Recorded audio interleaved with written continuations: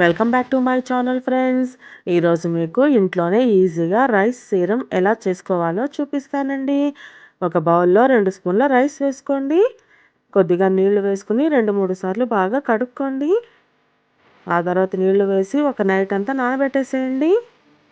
మరుసటి రోజు దాన్ని ఇలా వడేసుకోండి. ఒక కప్పులోకి 1 స్పూన్ అలోవెరా జెల్ వేసుకోండి. ఇది గ్లిజరిన్ అండి. 1/2 స్పూన్ గ్లిజరిన్ వేసుకోండి.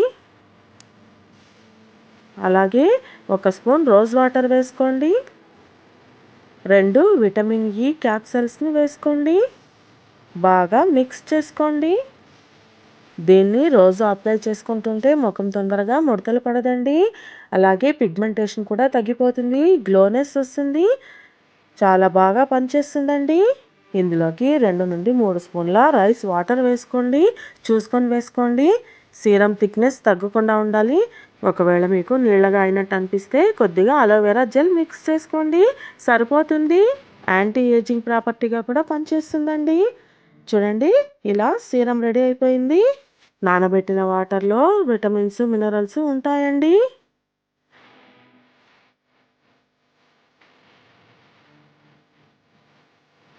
మీరు ఒకసారి ట్రై చేసి చూడండి.